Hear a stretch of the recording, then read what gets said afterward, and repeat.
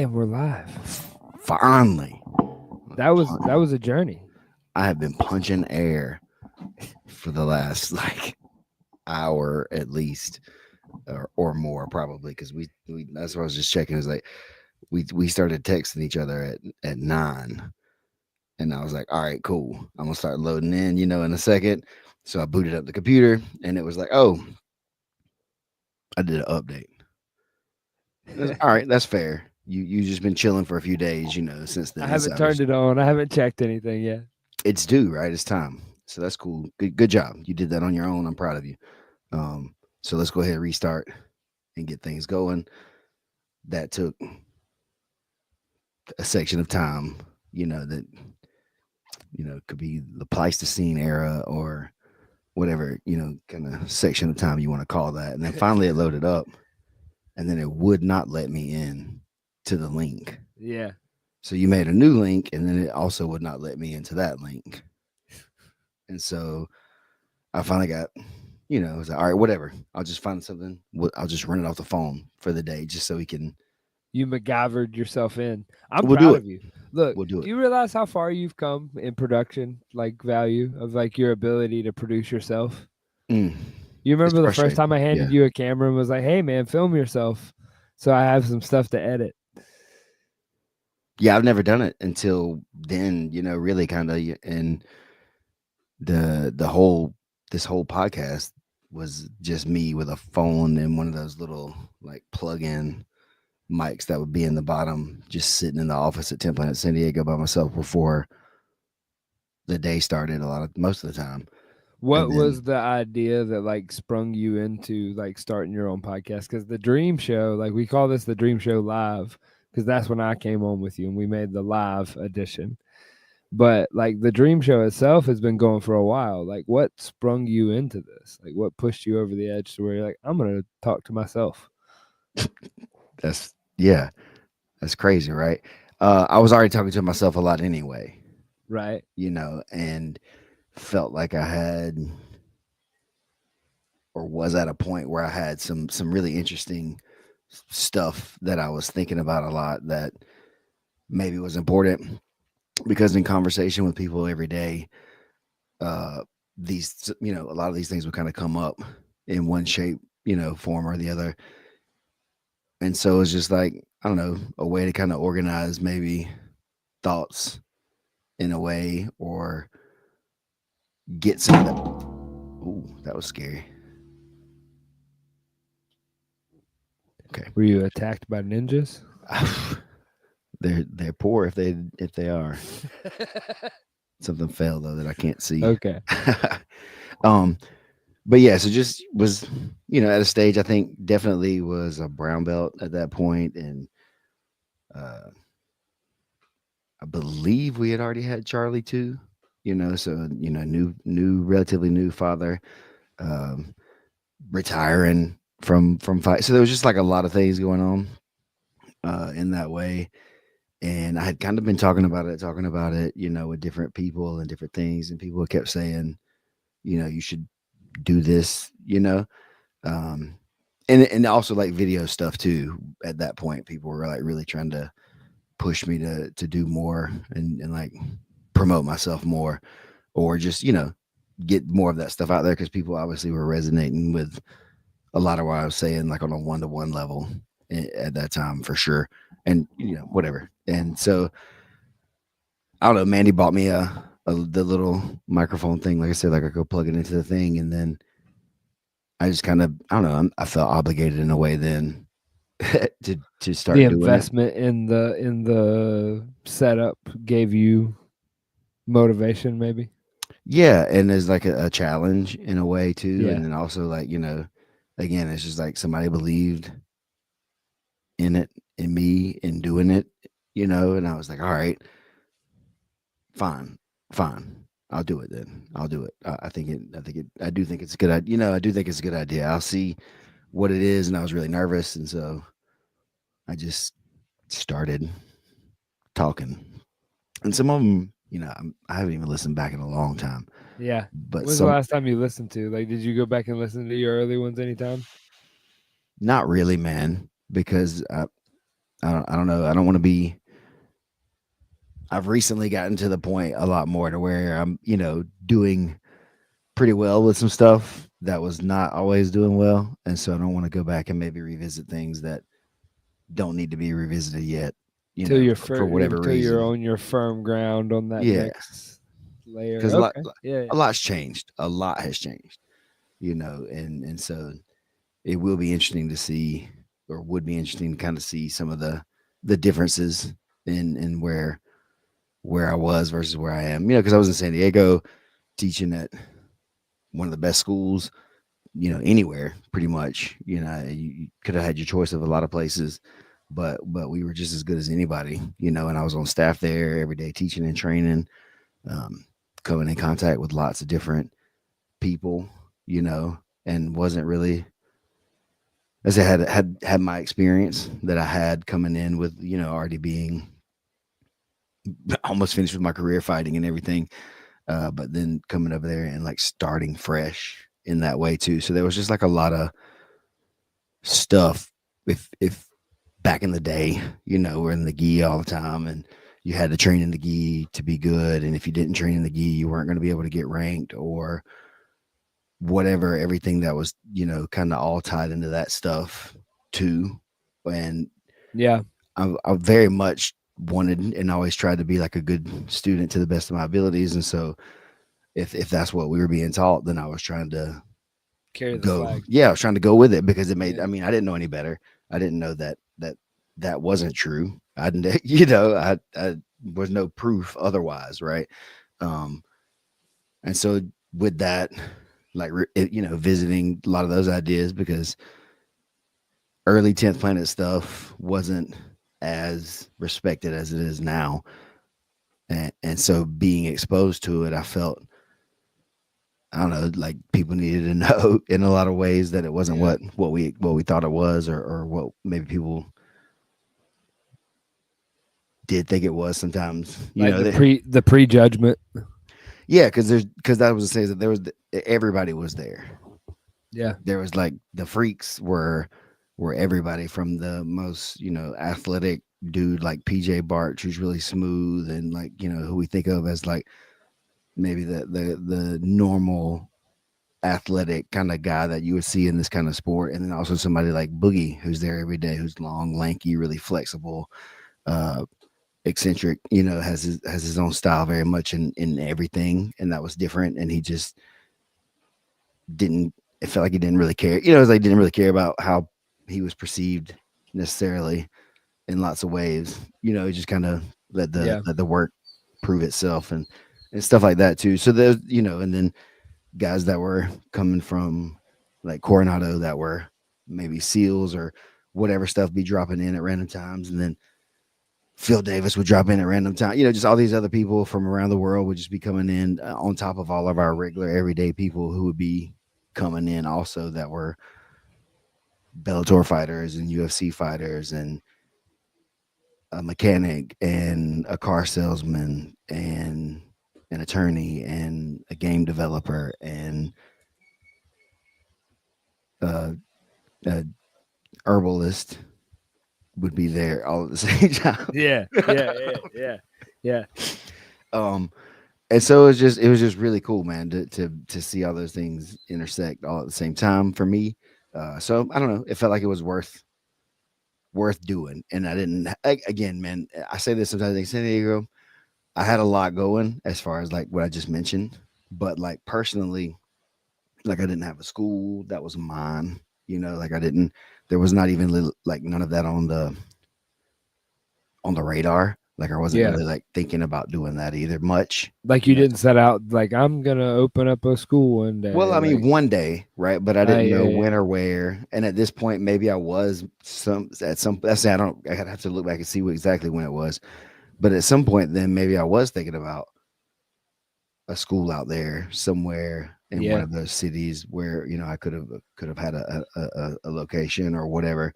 So there was just a lot that was starting to happen because I did retire from fighting, which was it's like identity stuff, that I think that people didn't right. really discuss a ton at that point for sure in what we do.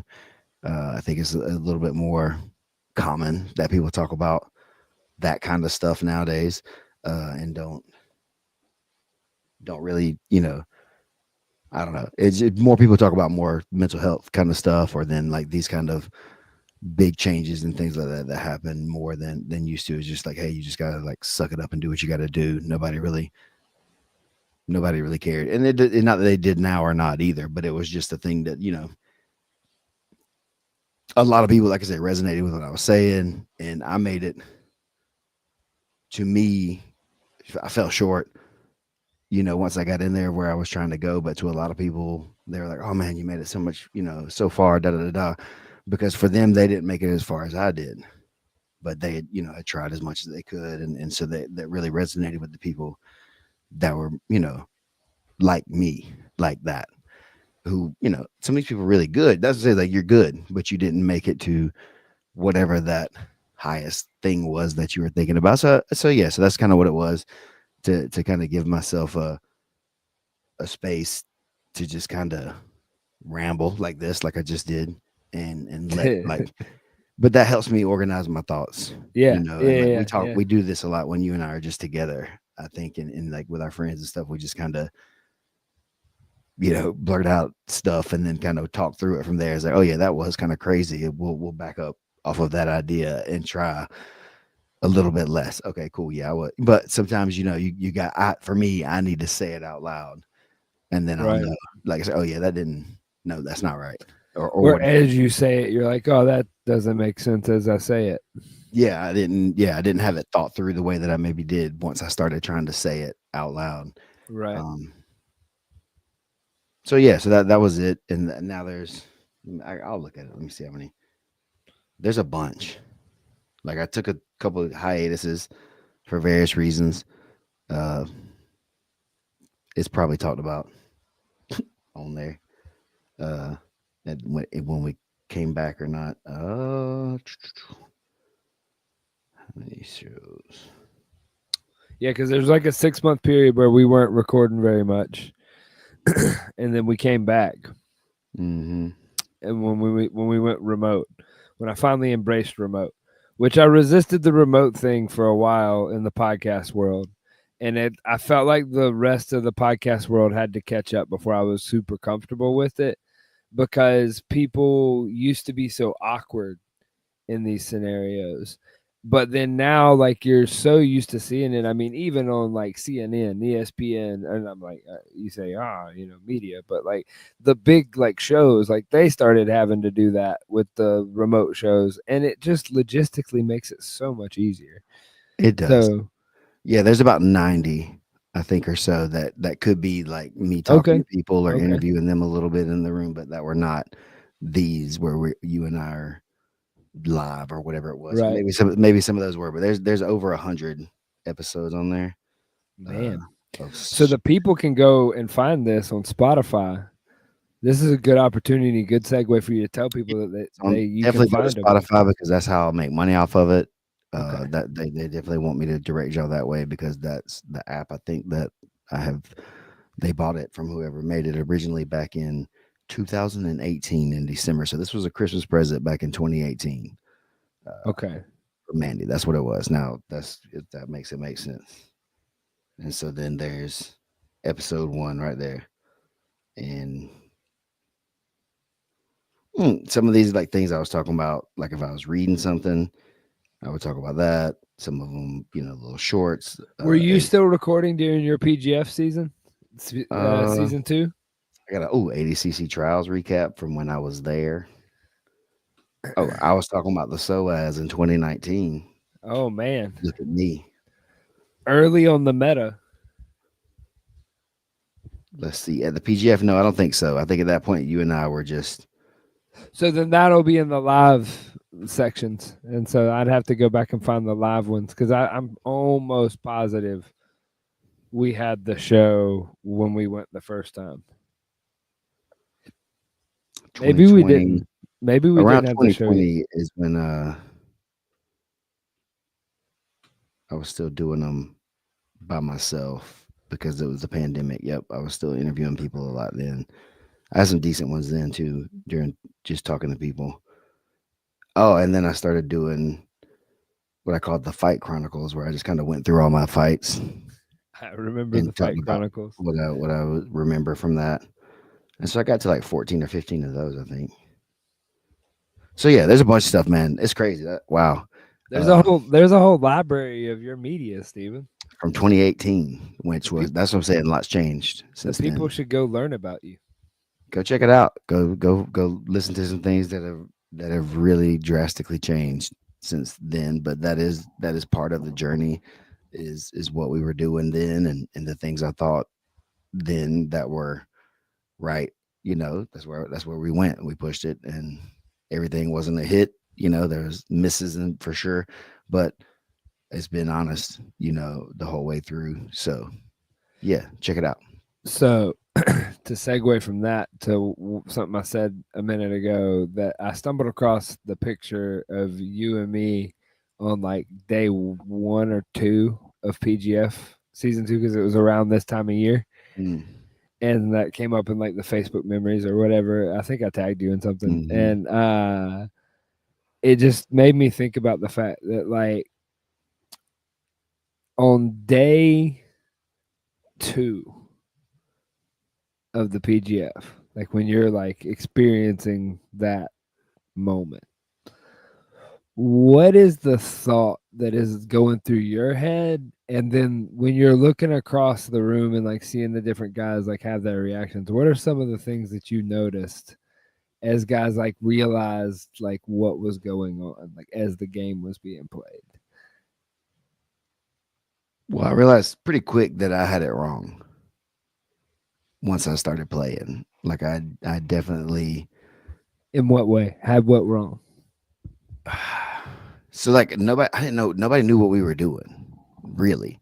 Even the guys who had been there, like maybe Elijah for season 1, and if there were other guys, Matt Elkins, perhaps also. We came there, and then that's when they did the teams, and it's like, all right, you guys are on teams. You're gonna be working like together, but you're also gonna be against each other. But we're gonna have a captain, and they're gonna pick teams, and so then you're gonna be on a team, but you're also gonna fight each other. But your points matter for each other. So like if you score, then they get point, kind of like the block points or whatever. I Right. can't remember. I can't remember the exact strategy. So deals were made. People's agreed that we should all try to win and score points sometimes, and so we did. Uh, and then the second day or so, I was like, "Oh shoot, this was a bad idea. It wasn't really what that's not what it is. That's not it. I don't think." But also, I ended up being the first pick. I was the first pick, in the draft, so to say, I guess, Mhm. for our team, which shocked me. Like I was very, very, very, very surprised, to be honest, that had happened. Um, and so there was a bunch going on during that season. I knew I was going to be competitive. I can't remember exactly what's what, going into it like that, but I definitely knew I was competitive, but I didn't think that people were going to have me so maybe highly rated coming in. So I think that was a shock, was like the level of respect that I was kind of getting from people, and I wanted some like I wanted some pushback. I wanted to like fight. I wanted to have something, but everybody was just being too nice. And so I started talking trash to Elijah pretty soon. Not a hard man to talk trash to. No, he was asking for it. Like it needed to happen. It needed to happen. Nobody was really saying anything back to him because everybody was either kind of like as a friend already, or they were like scared of him. And we weren't on either one of those levels. So it didn't bother me, you know. And I didn't realize that he thought that I was dangerous either. So that was That's what's funny is sometimes the most dangerous guy it does he thinks everybody's dangerous too because he's that's smart. yeah, Because exactly. that's because he's right. Because the other guy's dangerous too. To Hmm. go into something like this and believe wholeheartedly, like, do you think in combat sports truly how often do you think on like a percentage level, like how often do these guys actually believe that the other guy sucks? I can't. I don't know. I don't know. I never thought that way. And That's if I, me either. That's why it blows my mind when they even say it. But I also get this showmanship. But at the same time, I'm like, doesn't that diminish us both if you suck and I'm it's a fighting trap. you? Yeah. Yeah, Now, if we really hate each other, like if there's real animosity and stuff actual like that, beef. then Yeah, things like that. Maybe you say what you say and feel it. Honestly. So you do it. You do it that way or whatever it is. I don't know. For me though, I felt like that was a trap. If you felt that way, because then I would play down. I would not prepare. I would not be as sharp because I wouldn't expect them to be able to do stuff that they were obviously able to do. Sometimes I've lost a couple decisions uh, in an MMA fight like that. Definitely one for sure where I thought the guy where was going you to be easy. underestimated We'd him. already trained together Yeah, yeah, before, and yeah, I'd had success in most areas. Then it had been a little time, but I still was like, shouldn't be a problem. But I was going down a weight class to 205s for the second time, maybe, or something like that. And so that's definitely one of the times I realized, like, oh, they're still strong and they're still fast, and I'm not as strong and still only as fast. yeah, yeah, So that didn't really help me.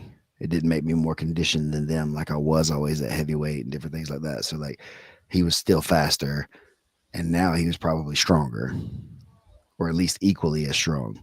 Versus when I was, heavier, he wasn't as strong as I was then.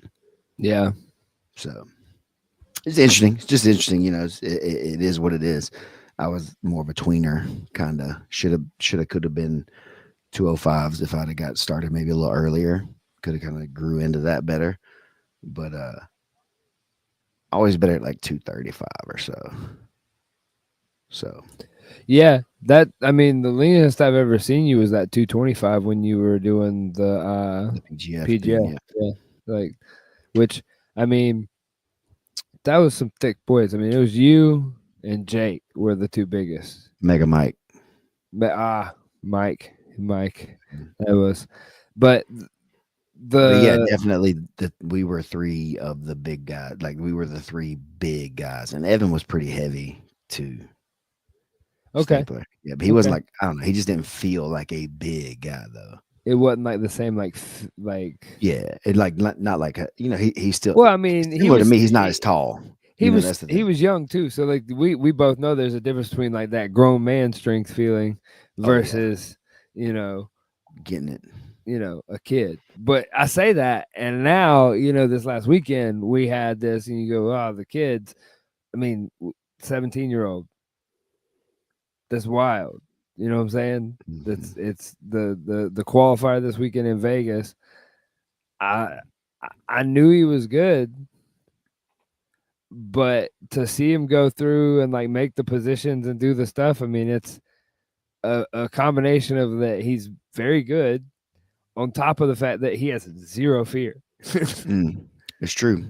It's true. And I heard his interview with Matt uh, at the end, and he had did the Austin qualifier, and somebody slipped past me on that one.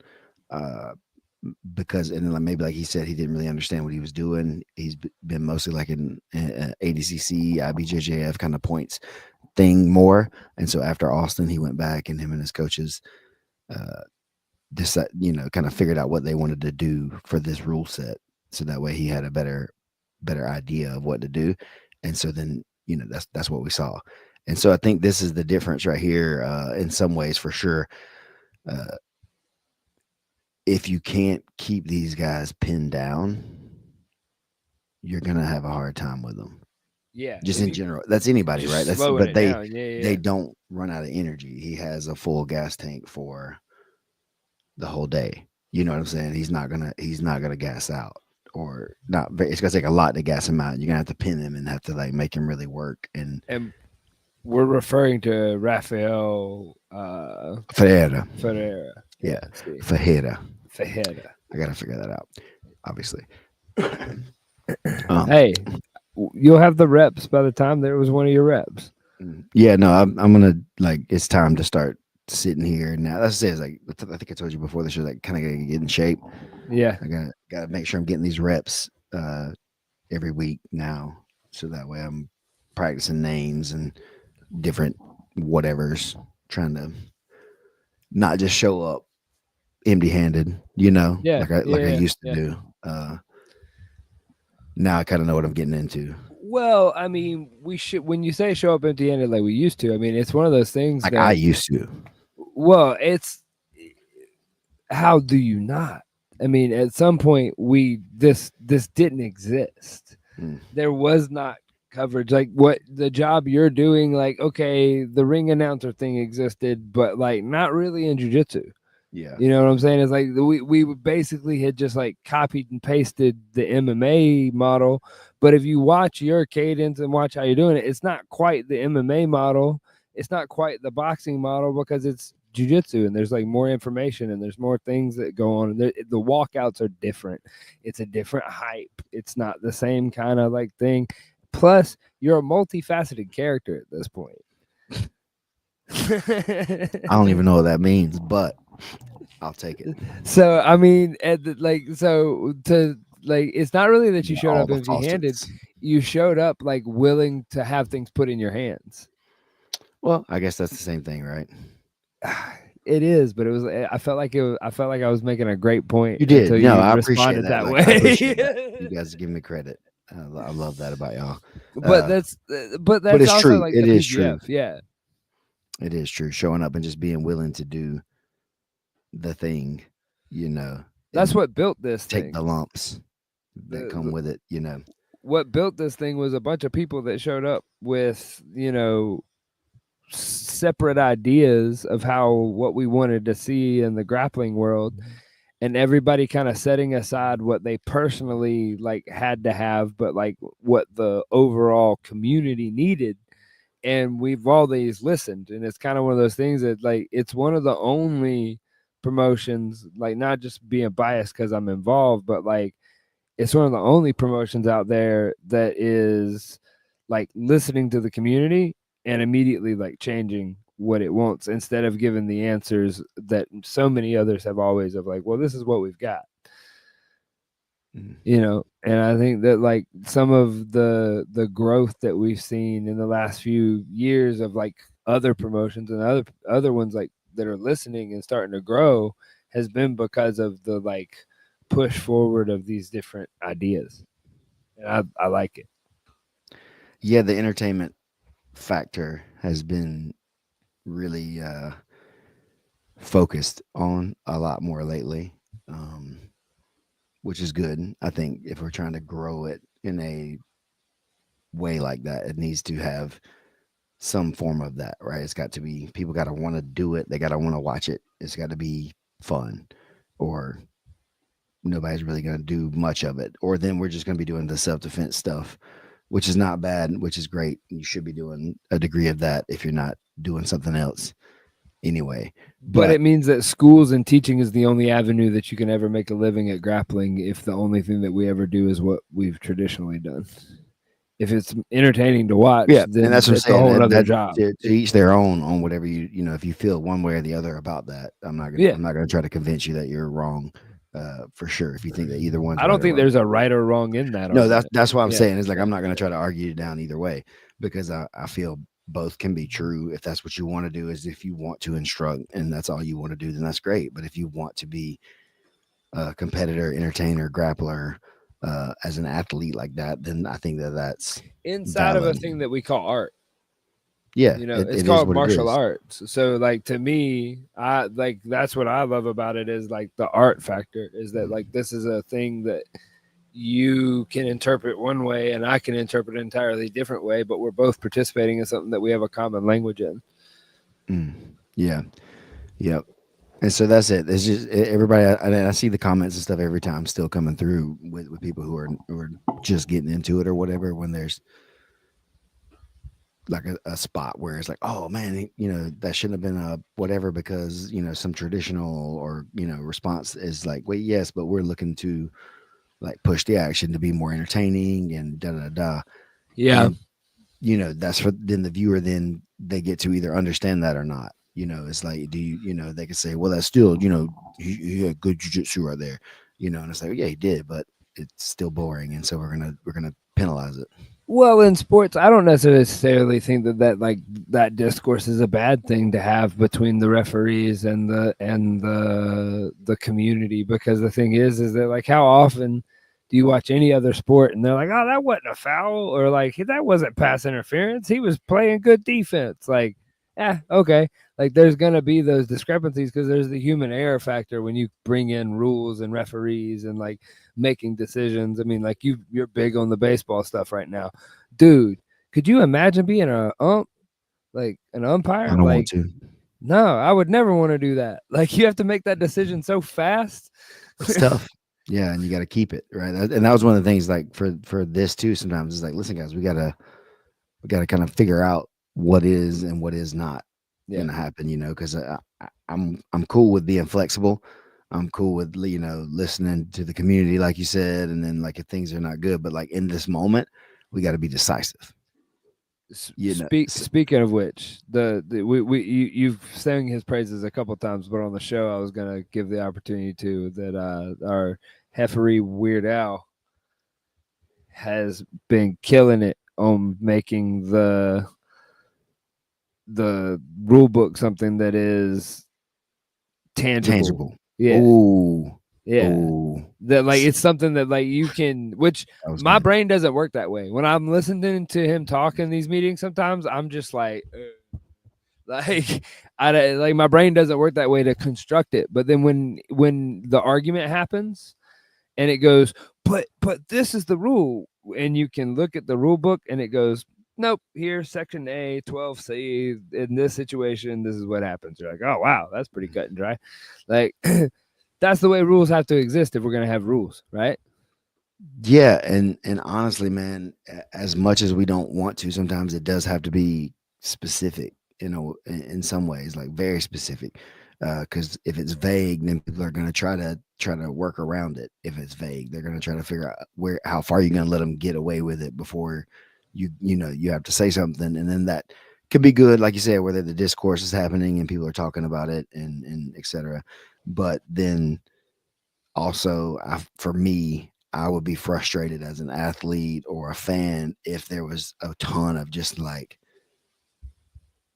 weird calls that didn't make a lot of sense just because it was Yeah, like, oh, the yeah, referee, yeah, yeah, it's his decision here, and it's like, well, he sucks, it's yeah, like, or that's yeah, his homie, or like whatever yeah, there could be. yeah, Like you start feeling that way too, yeah, about some stuff. But again, that's sports in general. yeah, I think, but if we can keep as much of the subjective calls, um, away, to where you're yeah. just kind of making, oh, it's my judgment, on that in a way, then that's better.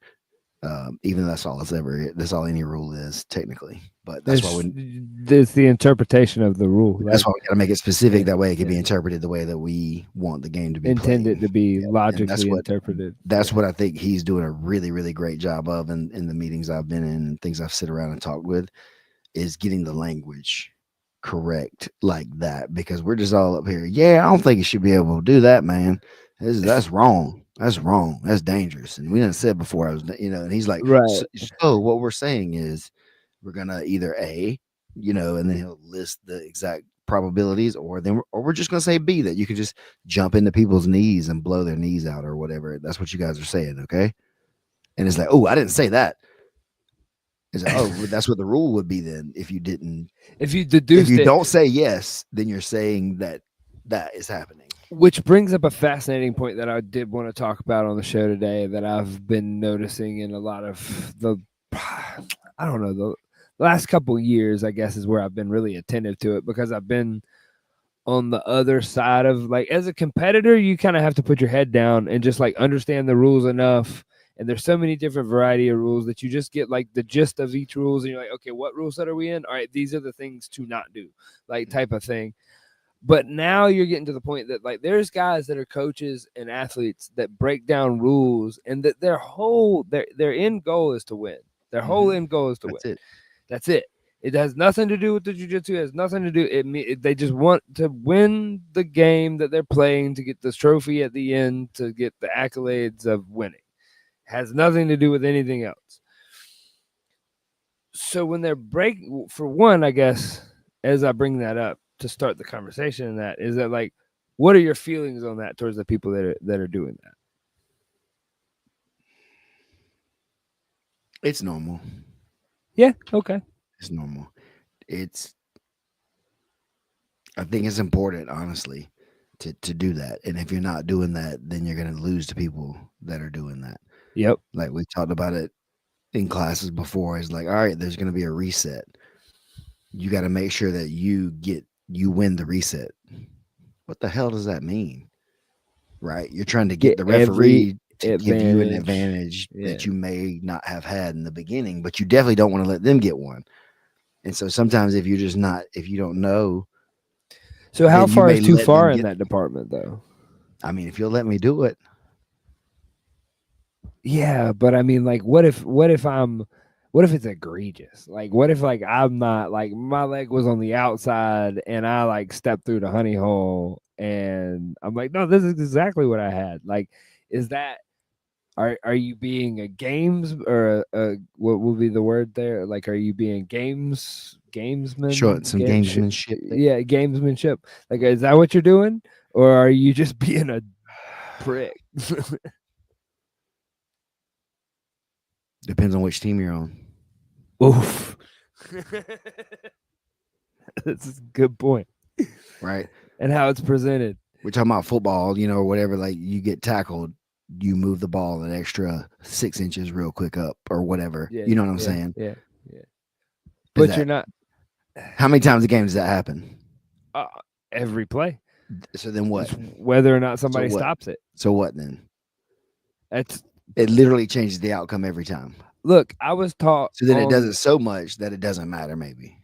I feel you. I mean, I was taught on defensive line to shoot my hand up the middle so that I could grab their chin strap and turn their head, Mm-hmm. and then be able to let go of it and it not be visible that I was like grabbing that. Like, Mm-hmm. that was physically taught to me as like a kid. Yeah. They teach you how to hold people's shorts. Yeah. Yeah. If you're trying to win, I guess. If there's rules about it, then you can penalize it. Yeah. I feel that. Because I guess that's where, because people are getting really upset about penalties and about things getting called in combat sports in general. But it's like that stuff happens all the time Mm-hmm. in other sports, in football, in basketball. In basketball, you get 5 fouls. You try to get as close to that as you can without I'm going to foul getting you in on trouble. purpose because your free throw percentage is way lower than you about to literally score these 2 points. Yeah, that's a That tactic. I can do that at least 4 times in this game if I need to prevent that, and that'll cost y'all 4 points. And how many games are won by 4 or less points? That's a perfect It's example. in the rules. It's in the rules. Yeah. And that's what I'm saying. If it's in there, people are going to figure it out and they're going to use it to win, and that's what we're going to see. And that's exactly what I was saying about season 2 is we were trying to figure out how to win, and that their Playing by points the mattered. rules. Yeah, the points mattered for everybody, so we're trying to get as many of them as we possibly can. Yeah, so it is what it is like that. And sometimes the strategies are good or bad. Trying to do it, like the Astros were, stealing signs, and then but they had their people were banging on like something or whatever is the thing that got them caught. People started noticing it, but that's just been a part of like baseball forever. Is people trying to pick up on the signs Yeah. of the and then like in football, why do they have all those different people now doing signs? Yeah. Now they call the play in. The whole goal was to There's figure out what they were doing. saying, "Oh, okay, guy moves from team to team. Hey, when dude says this and this, they're doing this. You know They're how I putting know this other guy in. Yeah. there, right? I'm getting paid by you now. You're paying me now. I don't give a crap about them." Yeah, man, this is like that's a fascinating conversation to me too. Is that like we're saying, is that a piece of me has a problem with that, but then at the same time, that's sports. It's war. They're trying to win. Yeah, and so that's why I like what we're saying with Heath about the rules is that at times he's definitely getting the language nailed down, and there are rules about you trying to game the rules, Right. and we know that you will be penalized for that. There's a rule for that because we've thought that we know you'll do it. You know how we know because we've done it. We've already thought about doing it in this meeting, so that's how we know you're going to do it. Well, it's like in wrestling. In wrestling, you can't tell your athlete intentionally to flee the mat. Like you can't tell them to like you can't be like they're gonna beat you. Like get like it's easier to get the penalty than to get scored on. And so they've come up with shortcuts. And the one I always knew or had heard was Oklahoma. I think was what it was. They would be like Oklahoma, and that just means get the hell off the mat, get out of bounds. But if I told you that, I could be penalized because I'm telling you to stall the thing, and I'm telling you to do the thing that's against the rules. Yeah, I mean, there's delay of game calls, and different things like that too. Now in like in football or whatever, the illegal procedures, different things like that, where you do formations, whatever you trying to. Oh, we try to sneak in this little illegal formation. Maybe they won't notice. Oh man, that was a mistake. We didn't mean to do that. That was bad. Omaha, that's it. Egghead got me. That's that means to flee the mat. Is that what it means? That's what I'd always heard. Nobody ever told me to flee the mat, so I don't know. Never believed in it. You never felt like running away? Oh, I felt like it, but I would just rather die. Rather die. Yeah, I would just rather die where I was instead. Okay. Of running. I can respect that. Are we here now? If I run, I got to try to come back later. I'll just want to die later. Yeah, nah. Do it now.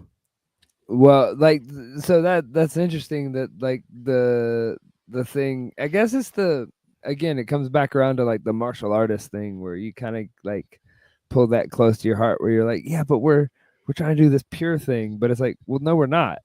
We're trying to play sports. I'm gonna show up 3 hours late, so the sun's in your eyes.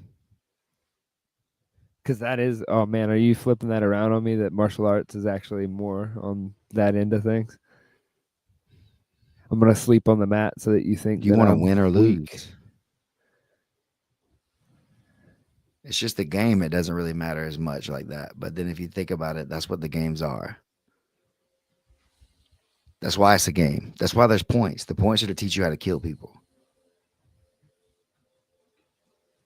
The original rules of the IBJJF or the CBJ, whatever it was, F, I can't remember now. Sorry, but that is what it was. That's the first like eco constraints led approach kind of thing that existed. That's why the points are there, to teach you how to play the game in a way that's going to help you win a fight, to teach you how to dominate somebody. You're going to get points for dominating another human being. So now people are just like, oh, I'm gonna get a point and I'm gonna win on a score. It's like, no, you're supposed to be dominating them. And I think I saw an interesting perspective on this probably maybe like a week or two ago, where somebody was talking about the fact that like maybe what predicated or gave way to the viewpoint that you just gave, where they're like, oh, I'm gonna score 2 points and win, was that we gave too much value to side control. Is that it was because side control is not really a killing position necessarily, right? It's a pathway to one. Who said that? I'm just stating my own personal opinion on that. Why is side control not a killing position? How can you kill him from side control without a transition? What do you mean? How what are you considering a transition? Like if I'm in side control and I switch to where I go to an armbar or I go to a rear naked choke, or all of those require some sort of a transition from the position that is considered dominant. But side control is not necessarily a dominant position, and there's not that many threats you can give. Am I wrong or right? In jiu-jitsu? Yeah, in just pure jiu-jitsu. Oh, okay, yeah. All right then, I can agree with that then. You're talking about if I could, if I can pin you down from the side and knee you in the ribs or knee you in the head. Yeah, that's the point. That's why it scores. That's what I'm telling you. But if That's you what I'm take trying to away tell the you. knees, then now it's boring and But you that's what I'm don't die. saying. But you incentivize it with the Okay. points so people know to get there and keep it and dominate people from there. You blast them with knees in the ribs. You blast them in the face with a knee. Okay. You Okay. elbow them in Okay. the face. Okay. You slide them out if you need to, then But because so they're we getting just proved scared. each other's point though. No? Nothing is permanent. None of the Yeah. spots are permanent. They all Yeah. have flawed control spots if the person is willing to move, unless you have them completely like just done somehow. But nothing is permanent. The mount's not permanent. The back's not permanent in and of itself. None of those are like spots that I can just kill you if you're willing to do anything else. And they are valued higher. I'm out on the opinion on that we valued side control. That was just an opinion I saw out there That's on the so interwebs. nobody values side control per se. You value passing the guard. Okay. Okay. But then that's where we get into the argument of what's past the guard because Getting that's where around they their legs, them not having their legs in between you, right? And you're in that knee and elbow space. You're into their inside knee and elbow space. for how long and how much of their back. 2 to 3 seconds. And if you don't have them pinned, I mean, that's what I'm saying. If we're talking about points, then some people want it a lot more. Yeah. Yeah. Yeah. And if you're Because talking like you're about, talking about ADCC, what are they like 80% of the back has to be down or yeah, and I think 70% of the back? that's more dominant, I agree that that's a dominant position. right? I personally don't mind the way the ADCC scoring these days in like a guard pass. It makes a lot more sense as opposed like it's a lot harder to get those 2 points because it is valuable. Because Everything's hard to score if you know how to play it. right, if I can You just can reset tap the your clock. knee, Yeah, you can reset yeah, the clock every time if you know how to switch positions and don't yeah, stop moving. yeah, Again, same thing we're saying. If you know how to not get killed, nobody's going to score on you. right. They're almost going to score a lot. And then if you get tired or whatever your mistakes you make, then they'll get you. But that's also a part of the game. But how many IBJJF matches have you watched where like they barely passed and you And so see that's the what two, happened. and And you're so that's like, what yeah, happens, right? The game becomes a game and just a game then. And now yeah, without being able to get punched and kicked or whatever or hit, the violent part of it taken out in that way, the now you repercussions take yeah, it down. now Yeah, you and that was the thing. You're supposed to respect it and not treat it that way, you know. But people did, and so we got frustrated, and now everybody started trying to come up with the best way. And submission only made a lot of sense.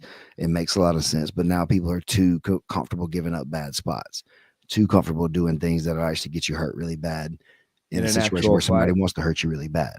Yeah, It's fine for the sport. It's fine for the games that you're playing, but in real life, it's probably not what you would want to do the most. And that's just and that's on average folks. We're not talking about the elite competitors. If we're talking about elite competitors, you do whatever you want to do because that's who you are.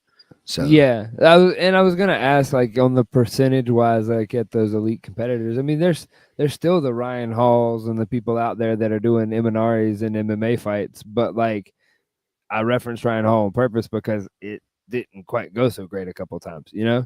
it does and it doesn't, and that's everything, right? There's certain things that do and certain things that don't. More often, and that's what you got to lean into, right? And again, MMA is a sport fight.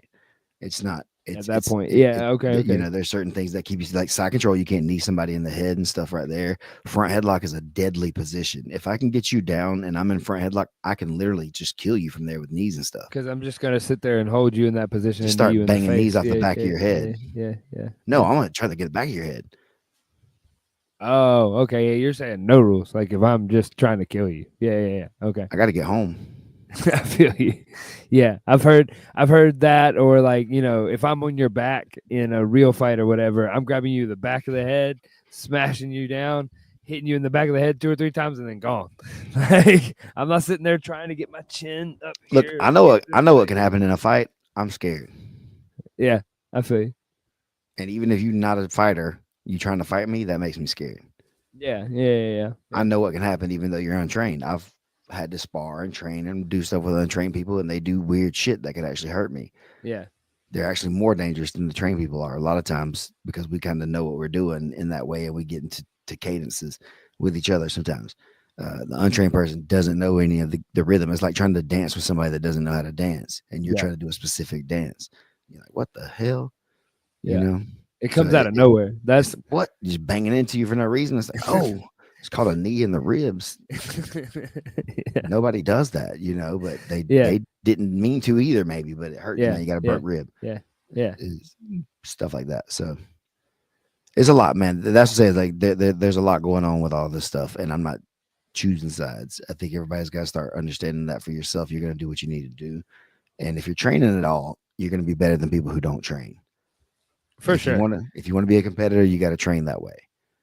If you Yeah, want to yeah. train, just normal stuff, then you still got to get after it to understand what you're doing. There's still risks of that kind of training, and you can't insulate yourself from the hard rounds and the potential injuries that come with that at times. Um, how much time should you scaffold yourself up maybe before you go get that really hard experience, of something like that? That's the thing. Everybody's really different, and for the coaches and stuff is for them to hopefully try to be able to guide everybody the best they can, but then also as on the individual to know their limit as much as possible and not do stuff that's going to get them hurt if they can. Be willing to tap, be willing to, Well, just it's like, say, yeah, real expectations.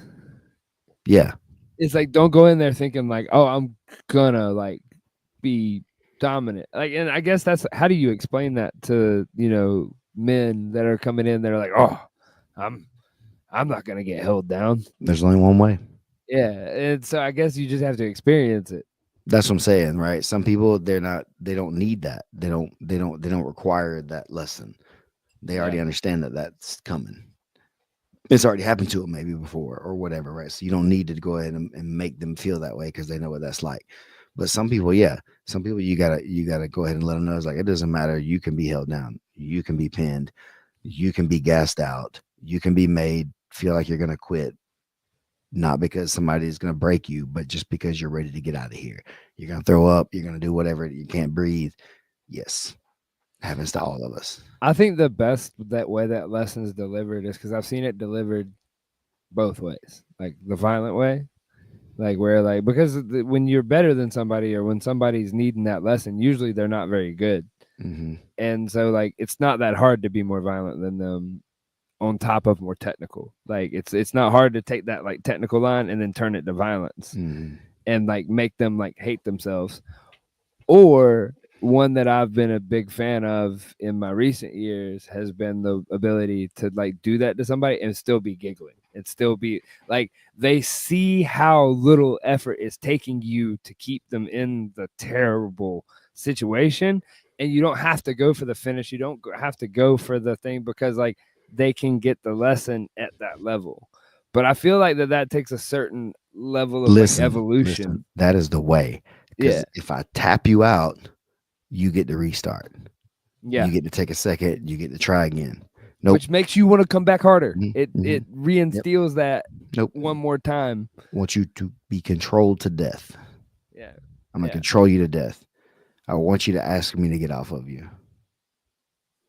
Would you say that that's what you're looking for when you're trying to bring your blue belts up? Is that like before you like, yeah, there's the guys that can do the flashy cool stuff and as they're coming along, but like if you can really like grow in those first few years to be that kind of guy, that's like your control is on point, like the submissions and the flashy stuff and the cool stuff, that's where guys like PJ, not only does he do the really cool stuff, but man, he staples you to the ground while he's doing it. Well, I think that's it is understanding both and how they go together. Like the one only exists because the other is true. Yeah. You can only be flashy and different things like that because people understand about being pinned and they don't want to be pinned and they're trying to respond and act in that environment. So the more that you know how to pin them, the more you're able to create these opportunities to be what we call flashy or athletic or things like that, where you're able to move around a lot more, because you know how to pin. They have to respond to that.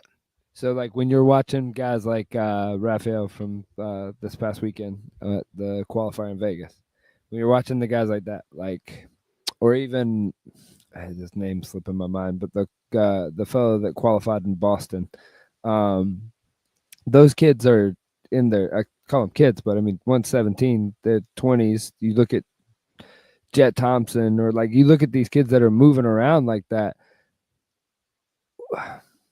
What's your take on that when you're saying like you're talking about like the stapling and or the ability of the like technical side of somebody like that? It's easy to say that about somebody like PJ, but then you watch somebody like him, like Raphael, it looks sporadic and crazy, but if you slow it down and watch it, like he's been doing this for a while, and like it looks pretty fundamental Mm-hmm. He's ish. making it. He knows where the holes are. And That like was my question. the Yeah. open loops. That's what I'm saying. Is like if you know where the loops are, then you can keep them open and make a person chase things that aren't real, or you can stay ahead of somebody that's maybe in a dominant spot on you because you know where the hole is.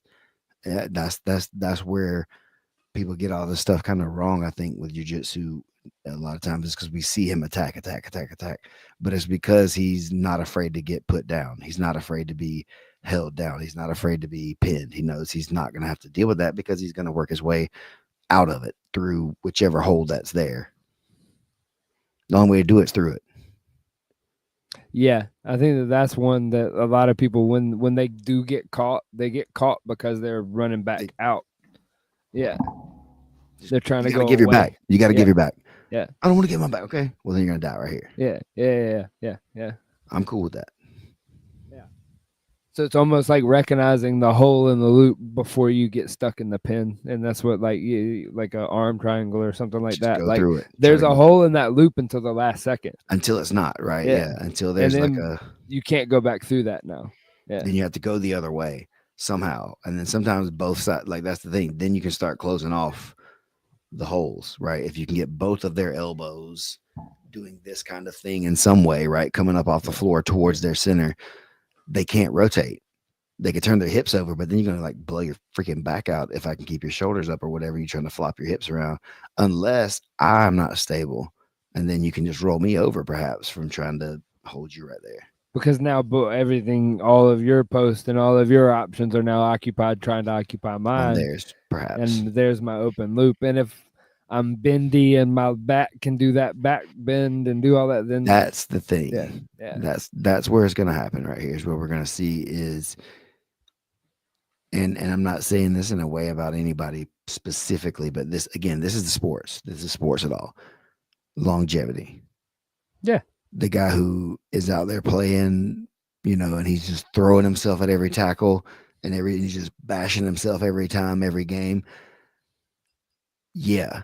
Until now he has to get that first big surgery or whatever it is, and he can't do that now because he physically is unable to. He where's can the do skill set after the that? Yeah, skill is what's going to last longer yeah, and be able to sustain, yeah, but it's hard to tell people that. It's hard to get anybody done. And I'm not, that's saying not anybody, not these boys that are coming, these men that are coming up now, or whatever it is. Like you have, like, just like us, we had to learn yeah, somehow. Sometimes somebody had to hurt me for me yeah. to understand Oh, that I can't do that. yeah, I don't can't do do a that front again. flip to Do get by not there. do that Yeah, again. You're gonna get hurt if you do that again. yeah. Even though it had worked 10 other times, the one time it didn't work, I got hurt and I was like, not worth it.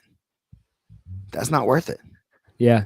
Not Damn. when you're talking about percentages, when we're talking about like a fight of if something could go You are wrong. a living being. You have a life that exists outside of those 6 minutes, outside of that week, outside of that weekend, outside of that tournament, outside of jujitsu as a whole. You are gonna damage yourself sometimes in a way that you will not be able to go outside and play with your kids when you get older if you want to. Is that what it Is costs to be number one, is though? that is 100% what it costs to be number one. Yeah. 100%. You've got to risk it. That's the only reason it's worth anything. That's the only glory. That's the only reason there's glory in it. Yeah. It's because so many people get chewed up on the way in. Yeah. They don't make it. They do make it, and then They're still chewed up. you're Yeah. still chewed up. Worse maybe because you just learned, you kind of ate it. That's Longer. what earned it. That's what the going through the chew is what earned it up for you. Everybody has to do it. Hmm. It's true. It is. It's just a fact of sports. At the highest level, everybody's a maniac. That's true. We are all insane. We are all too obsessed. We're all Once doing you way step too much. once you step a certain layer past, You're not normal. You can't be. dabbling. It's not Yeah, normal. Nobody can. And I say they want to understand you, man. They can't. So don't try to make them. You can't, and that's why you got to be a certain place a lot of times to be a high achiever because everybody else is limited in their mentality. Not that they want to be either, but they just don't understand that level of thinking, that level of commitment, that level of preparation every day, all day, yeah, no gaps. yeah. That's elite. And sometimes it works, and Sometimes it don't, sometimes man. it Sometimes don't. the best guys get hurt still, or whatever it is, and then that changes them. You know what I Yeah, mean? You're not as good anymore, or whatever it is, and then so it just is. Or sometimes you get a better opportunity. You know, again, there's not a lot of money in this stuff yet. There's still some, but it's not a lot yet. yeah, We got a long way to go before it's like that. A lot of people have been done for free, you know. So that's my thing with it. I enjoy watching it. I think it's really really cool, and I hope nobody gets hurt. yeah, But that's not the reality of it. That is just not how things go. So it's exciting because there's risk. It's exciting because there's danger. It's exciting for all those reasons. And if you take it out, then nobody's going to care. yeah, So it's just like the rules thing we are talking about. People are going to game it the best they can. They're going to figure out how to win the game. And if the game they can win it with being athletic, they are. If you can win it by being smart, you will. If yeah. you only have one of those things, then that's what you got to do.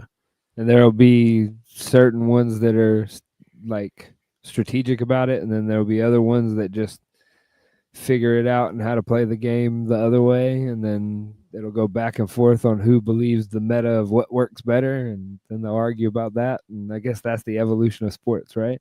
Yeah, I mean that it is what it is, right? And then every older generation had it harder, For sure. and then the newer generation thinks that they're better because the rules are different and For they have a sure. more open rule set than we ever had, or in any sport like back in the day too, or whatever. Everything was allowed to be a lot more physical and get away with it, a lot more rough in every way in those lines. um, Now everything's a little safer, Yeah. in those ways, and it's nerfed uh, as a whole. So it's just different. It's just different in a lot of ways. And so, uh, yeah, people were kneeing me in the side and side control when I started. Yep. Samesies. Catching knees to the rib. Yeah, I mean, it is like I wouldn't say you learn to not be there. You learn to not chill like people do now. You can't wait here. You will die. You frame and run at all cost. Yeah, you got to do one or the other. Yeah. Got to do one or Yeah. the other. Yeah. You can't. We're not staying here. Yeah. And people stay now. They're comfortable staying in They those just hang spots. out in side In control. terrible spots, really Yeah. terrible spots. Yeah. I mean, Oh, the buggy choke wouldn't exist if people didn't just exist in the worst possible position of yeah, side control you could think of. it's interesting, man. And I know people don't care. People are like, oh, it's a dangerous thing talking about the jumping guard and jumping, attacks and things like that. That's one of the hot things I think I see a lot when it comes up is the jumping guard thing. It doesn't come up a lot, but when Yeah. it does come up, it People are does. passionate about their opinion. Yeah. Yeah. And man, again, I understand both sides of it. I've actually jumped guard on people myself Yeah. in a past life. Um, The flying dream. I mean, everybody else is doing it. I was like, I want to see what I happens. feel you. Like, I I just feel want to you. see what happens. I've never Yeah. done it in a match Yeah. or whatever, so I'm gonna see what happens. And it's like, oh, I got him. Yeah. Seems Turns sketchy out. though. But Was it a little bit of a I mean, yeah, I was just sitting in this dude's lap while he was standing up for a minute or so. That was kind of weird. yeah, yeah. But he eventually came down and triangled him or something. But yeah, I'm heavy. But I've definitely seen people, get hurt really bad with it, and people not get hurt really bad with it, right? And so then, what's the grounds that we're trying to operate on, right? Are we trying to leave it wide open so people are like, yeah, it's risky. You got, that's the game. People are playing. Or do we want to try to limit some of those things where the injury can be more catastrophic, Yeah, I like mean, you're talking about an immediately? injury that injury, if it does happen, you're talking about It's over. life-altering, It's like it's over. career-ending And so change. that's Yeah, that's the thing that I'm kind of saying with a lot of these things too is like, as long as it's But you say that in the same breath, and a completely legal technique later on, the Z lock or an Same inside thing. heel hook, like that could do the same thing. But I think it's the allowing the other person to have a chance in what's happening, Yeah, sort of. yeah. And that jump, you don't always get a chance Especially to at the velocity that most people are jumping at. yeah, You never right. get a chance to, Catch like, if you somebody's see it body. happen, it's they never get a chance to like get their legs back. I'm telling you guys, I'll fall. You try to jump me, I'm landing straight forward as soon as I see As it soon as coming. I feel your feet leaving the ground, my feet are leaving the ground, and we're both going to the ground. Yeah, and my hands are like this.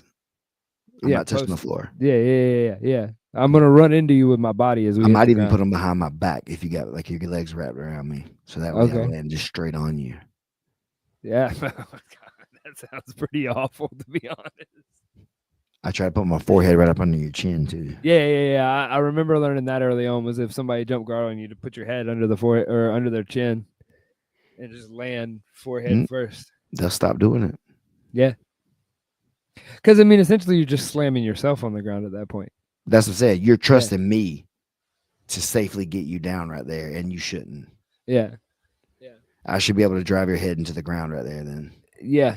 if you're gonna risk my life, I'm gonna risk yours. That's my rule. But then that what ends up happening is that because that's ADCC, right? Is that like you go, okay, to stop that, we allow slams so that you should respect it. Well, then they still jump, and now guys catch them, hold them, pick them up, and slam them.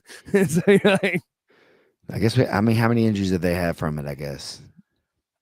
the thing about it is how many have been reported, or how many people just have a bad neck now. Oh, we all got bad necks.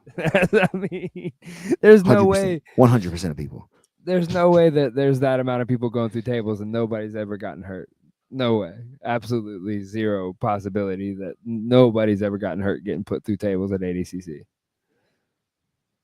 I'd be interested to know the stats if they exist. I'm sure they don't exist, but I'd be interested to know what. I'm sure somebody like Egghead could find that. If you're out there and you've been injured by a table at an ADCC event, let us know. We just populating data. We're not trying to get anybody in trouble. We're not trying to work on any class action or anything. We I just swear. want data. I'm genuinely interested because if it's not that dangerous, then F it. Everybody go through tables, all right? We overreact. WWE. Put a little carpet on the ground outside on the concrete, and we just roll. I'm here for it. Get you some Jordans. What are put 'em you on. most excited about coming up for March 23rd? The draft is back, and it means something. Last What season, the draft pissed me off. I feel you. I've heard a shtick- couple different The shtick was points funny. The shtick was funny once. And where then, everybody undersold. All right, tell everybody what you're talking about. Where everybody undersold themselves. yeah, they were all trying to make their teams be able to get better players, is what they were thinking would happen by doing this. They were talking bad about themselves and making themselves seem like they weren't good or they were injured or whatever it is or whatever. And Kyle Bain probably had the best one because he kind of led me into it a little bit. He rehearsed it. It was funny. Yeah, and so then everybody else though it didn't feel that way as much, and if it really ruined is again kind of like we're talking about with a fighter that you're going to fight against. If you tell everybody he sucks, why is anybody going to tune in? Why do I am want to watch a watching? bunch of grapplers Yeah. that are broken, who are not going to be any good, Yeah. who can't beat anybody all week long? Okay, Yeah. everybody that's here, we know you're joking, but anybody that's tuning in for the first time, They don't understand. it's awful. Yeah. That's awful. Yeah. And so it really ruined the vibe, and they were about to change it to where the draft was going to be done preseason, off air, stuff like that, without all that stuff being there. And I'm not sure that was the only reason, or if that was a reason at all. But they didn't, and now the money that you get bid for is your salary. Right. So now you downplay yourself, and you only want to get $1,000 or $500 or whatever it is. Then cool. That's what you're making for the week. That's what you're worth. Yeah. That you tell people what you're worth, and like if you say you're worthless, then you'll be treated that way. Yep. You know, and so we need the show. We need you to come out here and be confident and tell the people what you want to do this week. You want to score some points. You're trying to get out here and get these kills. You know, you want to win this money for yourself, for your team, for who, what's going on. Let us know that, because you're not a sucker, you're not a chump, you're not terrible, you're not bad, you're very good. That's the only reason you're here. You wouldn't be here if you sucked. Right. So I don't want to hear any of that shit. That really, really upset me in a like a personal way too, for them as an athlete too. It's like, this is not that. This is not what you're doing. You're not pushing the thing forward by acting this way. It was, and that's just a personal gripe. I'm over it in that way, but definitely it frustrated the hell out of me last No, year, I feel you. I because feel I you. But enjoy the draft. I enjoy doing that part of it. It's kind of fun, hyping the guys up. yeah, I like trying to make them, be elevated and like, oh, he's so good, yeah, this, he's dangerous, and they just took that away, yeah. and so it kind of killed the fun for me on that, and so I'm excited for the draft on the 23rd, and then this season, man, if the qualifiers are any indicator of what's coming up, then man, it's gonna be wild. It's gonna be very, It's very wild. gonna be crazy. I mean, you've seen the pace that these guys are running at in the qualifiers, like you said. I can only imagine what these kids are going to be doing when they're getting their chance to go run it at, just take your pick on the names that are in the roster. Man, we talked to Max Hansen on the Insiders Sunday, and he's ready. Like, he's super confident. He's very, very, very confident, because he's 155 is his weight class. He's healthy. Yeah, He's had the experience now. He played a season. He commented on, oh, I knows didn't how to really play the get it. Da game. da da da. Now I'm ready. I know what to kind of get into. Giving up 20 pounds, that wear and tear obviously had something to do with it by the end of the week too, I bet. Now he'll be in a more natural weight class, so he's definitely ready to go out there and showcase his skill set as one of these top players in the PGF too. So there's definitely some stuff going on like that with some of these older players. Max Hansen's not old, but he's not a teenager. You know what I It's mean? getting that way. Uh, It's like professional basketball. A 26-year-old man is a you're starting to be aged out aging. to a Yeah, degree, right? Unless you're one of the elite guys. Unless you are an elite guy, then 26, you're starting to age out. yeah. And the elite guys, you start talking 31, 32, 33. Yeah, You and then only the gramps by best of the then. best after that, right? The Yeah, only top of yeah, the tops make it yeah, much past that at all, and then still you only make it that far if you're smart. yep, You can't just be good, because that yep. ain't it. That ain't the move. Yeah. I mean, Jet Thompson's like a vet now. He's a He's not. grown man now. Have you seen him lately? I Yeah, bumped into him like 2 months ago, and he has like a beard. PGF does weird things to people. It turned You a know, man into him. I mean, he did go through a lot that week, and not Oh that he yeah, wasn't for already sure. that person, you know what I'm saying? But he definitely proved a lot to himself, I bet, during that week that he may have already kind of known, but definitely, knew for sure by the end of that week, a lot more about himself.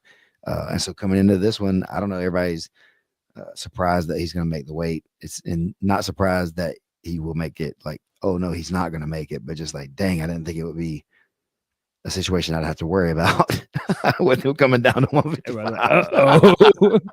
you what he know, so what he I'm cut interested. off?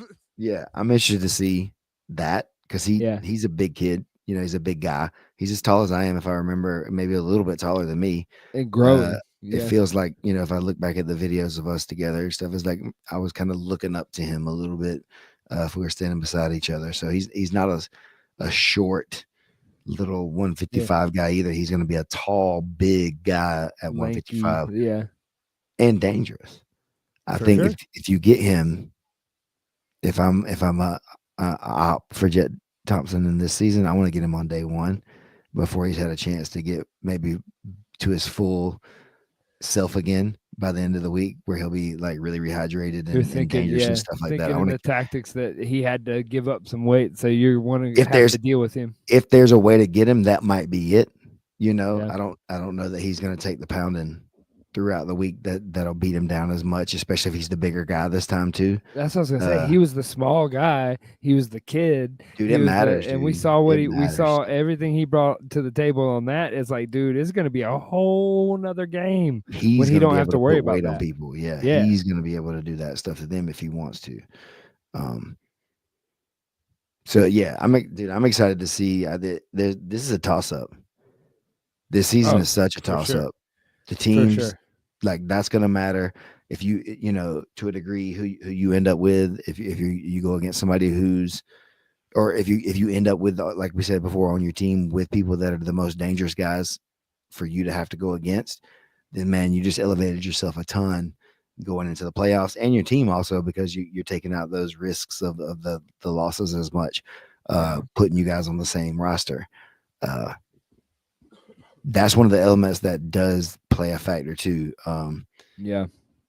You need a guy that's going to tax people. You need a guy that's going to be able to put work in on people and make them get worn out by the end of the week. Yeah. Also, you can't just have a bunch of guys who are like counter punchers that are just looking to get like wins or whatever, because eventually they may get They get beaten countered. down and Yeah. Yeah. yes, you need Yeah. somebody to wear them out for you a little bit too. Hmm. Um, so that's one of the things I'm really interested in going forward too, is maybe strategies on team selection, not just trying to maybe get best available. You know, like Yeah. I think we think about that a lot in jujitsu. Is like, oh, well, he's the next best available person as far as scoring points or accolades or whatever it is and stuff like that. But he also may give up a lot of points, Hmm. and so I may not want to risk that for this pick. I may want a guy who doesn't ever give up points. He may not That'll get never get many, scored on but he's though. not getting Yeah. scored on Yeah. either. And I know that my top two guys or Will whatever are do going all to the score score. some, and Yeah. he may rough up their other top players a little Yeah. bit when he's playing, Yeah. make them get zeros because Yeah. they're going to get frustrated, and he's going to be able to put work on them and stuff. That I think that player is going to be important, you know. Yeah. And so like the fifth man or whatever, or your fourth man is going to have to be something like that guy. And so getting down to these lower ends of the draft, I think becomes, and not becomes, it has been, you know, the whole time, but it really, really, really is highlighted now. The top of the draft, that's exciting because we want to see where the top players are going, but the bottom of the draft is where the money's made for Yeah. the team. Yeah. Yeah. Yeah. I feel that. The draft is going to be exciting. I'm going to be It's going to be interested. really exciting. Yeah, I'm going to be interested to see how they play it out, and like some of the coaches that are coming in kind of understand what to do and kind of understand the game. And like you said, it'll be a little bit more straightforward on the values and things like that. But I'm excited about it. I'm excited about this season. I'm excited that qualifier season's over. I'm excited that Grapplers is coming out in like a week or two. Oh yeah, And we didn't even talk about that. we can come back around to it as it starts to release. When But is it coming out though? Like what's the? I don't know this, and I'm anxious for it. I I'm all think over this thing, y'all. So you know what I'm saying. I gotta see. I like this. I think next week. Okay. I think that's the first episode drop is when it's supposed to be. Keelan has the final of one of them in front of him, and we're finalizing other ones. But it's been fun, but it's been a pile. Word. And this every season, it never fails that it generates stories every single time. Everybody has their own experience. Everybody has their own take on it and their own thing. But then there's like a unanimous like shared experience that everybody has that like I'm excited to kind of like let everybody see a little more behind the curtain. And like this one's a lot of that, like a lot of getting to see the like down on the floor of what it's like to be at the PGF. Hmm. Do I look good? You look magnificent. You share your thoughts like Oh God, like you perplex like with the camera, and it's a great. I did what? You were perplexing. I don't know. I'm tired. I don't Oh, sleep much. perplexing the camera. I was confusing the shit out of y'all, keeping them on their toes out there. That's what I be doing. Look, I But was yeah, filming stuff though too. Is like that was the thing I've kind of, we talked about that a little bit earlier too, yeah, from like the distances come. Uh, at first, like I'm clueless to a lot of the stuff, but now I'll be like, "Hey, Isaac, where you need to get one of those documentary people to this spot because somebody should be like, this is cool. This is somebody should see this, and not like it's like a good moment, not like negative no, stuff, yeah, or yeah, not like yeah. trying to trap people, but like, dude, this is like really cool. This would be fun, and they would like to maybe have that out there even too. So a few times I'll just pick it up and start like pointing it at stuff to see if it'll. Bobby, hopefully all of do them. whatever. I'll be doing all of it, man. I'm He not out here being a cameraman, microphone man, everything, man. announcer man. Listen, I'm trying to be the Costa Rica man again in October. We're going to release I dates saw for an that. announcement. All right, Man, did you we're want to going leak a little bit on the Costa Rica trip? we're going to have like 15 to 20 spots is what I Okay. want to do. I don't want to do anything crazy like we did that one time with like 50 people came. I felt like that was too much for me to control as far as not that I need to control, but just like safety wise for everybody. Manage I it. care about people, and so I just like that was hard to give everybody their level of care that I felt like they deserved or whatever and stuff like that. Would Quality control gets hmm difficult after a yeah, certain time. because again, I felt bad that I couldn't spend the times and things like I wanted with people, and that really bothered me a lot. Yeah. And it kind of soured the trip too. So bring it down to like 15, 20 people ish. Uh, October, probably that second to third week. I got kind of that's another thing I talked to the bosses and see what the schedule looks like for us here Right. because I don't want to obviously do anything that's going to overlap or cause trouble with that logistically. Um, but yeah, looking at October, which is like the time that we've done it before. Um, Manuel Antonio, Costa Rica. It's a beautiful place. I love it. I It's would like live the set there. of Jurassic Park. It's amazing, dude. There's a lot of stuff there. Like there's other beautiful places down there in Costa Rica. We're picking that up and gonna start moving around the country a little bit too now, and not just like having the home base that we Yeah. have. We're going to kind of move and branch out to different other kind of places. So if Yeah. you have people that would want to come and train with you in Costa Rica, and you could facilitate that, or they would want to come, we have like 2,000 square feet of mats that I'm storing down there that aren't being used unless we're down there. Um, Willing to let them be used by people at places if they if you have it, it doesn't take a lot of money. We're not going to try to beat people up for it or whatever. But it's fun. It's a great opportunity, and like I said, they're just not being used. So we're trying to figure out ways to at least let the things be used. Man, we spent a lot of money on that when we were starting this thing, and so for them to just be down there already is what we needed, and so we just let them be used. They don't need to just sit there and storage. That doesn't really do anybody any good. So Right. yeah, hit us up if you got an idea. I'd be happy to work it out. October Dream Camp 2025. We getting it down. Word. We'll catch everybody next week sometime around 10 a.m.